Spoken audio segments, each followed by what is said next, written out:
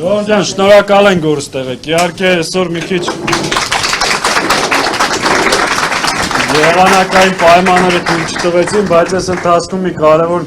բան նաև ֆիքսեցինք, որ չնայած անձրևին, այս եղանակին մարդիկ պինդ կանգնած էին, սպասեցին մինչև որ գտնվեցինք, հիմա դրսում էլ ահագին մարդ սպասում է, կփորձենք լրատվության միջոցներով մեր խոսքը տեղ հասցնենք։ Այս մենք անընդհատ մի բան ենք ասում մեր ժողովրդին, այս օրերին, որ իրոք սա հերթական կամ ընթացիկ ընտրությունը չի։ Սա մեր երկրի համար շատ ճակատագրական նշանակություն ունեցող ընտրություն է։ Այս ընտրությունների արդյունքից է կախված լինելու մեր պետականության հետագա գոյությունը։ Քիչ առաջ մի հատ շատ հետաքրքիր իմ համար ու դրվագ տեղ ունեցավ, որը ուզում եմ կիսվեմ։ Արցախի մեր ընկերներից մեկը նախագահի պատմեր իր խնդիրների, նաև Հայաստանում ինչ խնդիրներ ունի, ինչ դժվարություններ, մի խոսք ասաց պարոն նախագահ, որ հող կորցրած եւ հայրենիք կորցրած մարդու ճակատագիրը այտենց է դասավորվում։ Մենք այսօր պետք է հասկանանք իրավիճակի ծանրությունն ու մարտահրավերի լրջությունը։ 21 թվականին պատերազմից հետո մենք ասել ենք այս չարիքի իշխանությունը օր առաջ պետք է հեռանա։ Փորձել ենք մինչև ընտրությունները փողոցային ճանապարհով ազատվել սրանից։ Չի ստացվել, շատերը չեն հավատացել, շատերը լուրջ չեն ընկալել։ Մասնակցել են 21 թվականի ընտրություններին, մի բան ենք ասել ենք, եթե պարտության, պատերազմի սիմվոլը վերընտրվի, Արցախը հայաթափվելու է եւ սկսվելու է Հայաստանում թրկացման process։ Այն ժամանակ, որ ասում են, ես ինչ եք ասում։ Բայց դժբախտաբար այսօր Արցախը հայաթափված է ու սկսել է լայն ծավալով Հայաստանի թրկացման process-ը։ Այս իրավիճակում մենք որևէ բանի առաջ չպետք է կանգնենք, որևէ բան չխնայենք ու ամեն ինչ անենք այս իշխանությունից ազատվելու համար։ Սրանց խոստացածը ձեզ են, որ ասում են խաղաղություն։ Դա խյով է սկսում, բայց խաղաղություն չի դա։ Դա խաբեություն է, խայտարակություն է, խարդախություն է, բայց երբեք խաղաղություն չի։ Այս գիտակցումով պետք է գնանք այս ընտրություններին։ Հիմա այսօր սրանց պաշտպանության նախարարը քիչ առաջ նայում եմ հայտարարում է, որ Նիկոլ Փաշինյանի իշխանությունը Հայաստանի միակ իշխանությունն է, որ ավելի շատ բանակի վրա ներդրում է արել, քան մնացած բոլոր իշխանությունները միասին վերցրած։ Դուք պատկերացնում եք սրանց լկտիության ու ցինիկության աշխարհը։ Միակ իշխանությունը, որի համար հայկական բանակը ստորացվել է, կոտրվել է, ջարդվել է, այդ իրանց իշխանությունն է։ Իրանց իշխանությունը 5 միլիարդին համարժեք զենք է հանձնել Ադրբեջանին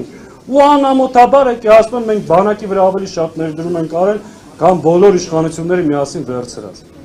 Իսկ սրանց ստին, կեղծիկին, լկտիությանը չափ ու սահման չկա, բայց սրանց ունեք դուք պատասխանելու հնարավորություն։ Հունիսի 7-ն է այդ հնարավորությունը։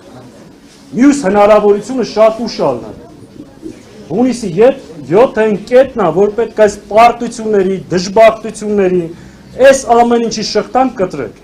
Ու դա կախված է Հայաստանի Հանրապետության քաղաքացիներից։ Մենք ամեն ինչ անելու ենք, մեր ժողովրդին կազմակերպելու, մեր խոսքը տեղ հասցնելու, հետագայում ձեր քվեին տեղ կանգնելու։ Բայց այդ քայլը այսօր դուք պետք է անեք։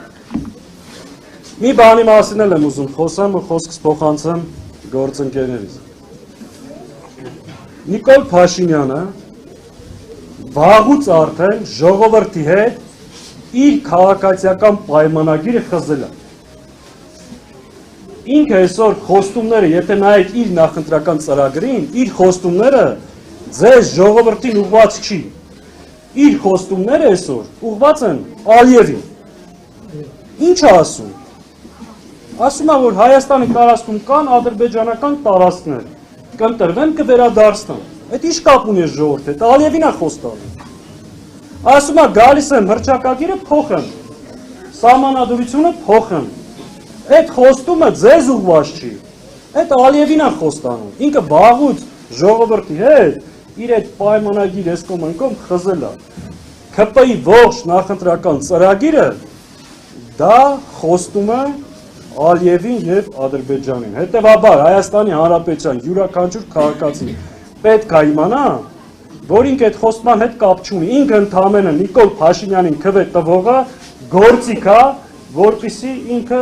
իրականացնի Ալիևի առաջ իր խոստումներն ու դիրքորոշումները։ Էսա իրականությունը, որ մեր հանրությունը պետք է իմանա, գիտակցի եւ այս գիտակցմամբ գնանք այս ընտրություններին ու սրանց վերջը տանք ու միասին կարող ենք։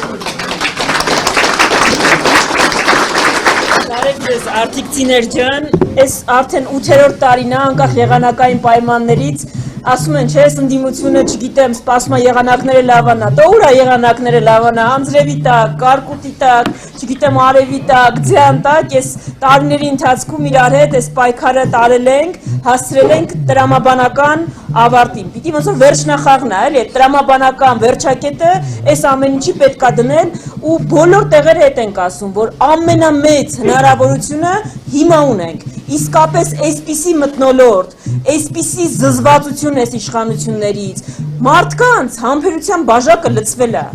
այնքան բան են արել, որ չեն ուզում այս մարդկանց տեսնել։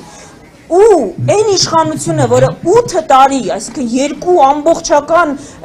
ժամանակաշրջան ղեկավարել է, ու հաստատ մեր ունեցած ամենալավը չի եղել։ Եկել է հիմա էլ ասում եմ մի հատ էլ ինձ 5 տարի տվեք։ Այսինքն ես ամենաերկարը ղեկավար եմ այս ազգին։ Ժողովուրդ ջան, այս ազգը արժանի է, որ այս իշխանությունը իրան ամենաերկարը ղեկավարի։ Մենք ասում ենք, որ հաստատ չէ։ Գիտեք, եթե անգամ ամեն ինչ մոռանանք, մենք Արարատ Միրզոյանից ավելի լավ արտաքին գործերի նախարար կարանք ունենանք։ Սուրեն Պապիկյանից ավելի լավ պաշտպանության նախարար կարանք ու պիտի ունենանք։ Գևորգ Պապոյանը մեր ամենալավ էկոնոմիկայի նախարարը չի։ Էլ չեմ ասում, որ Նիկոլ Փաշինյանը հաստատ մեր ամենալավ վարչապետը չի։ Ամոթ է այս ազգի համար 13 տարի ունենալ այսպիսի ղեկավարություն։ Մենք գիտենք, որ դուք մեր հետ համաձայն եք, բայց այս հանդիպումներին ինչ ենք խնդրում,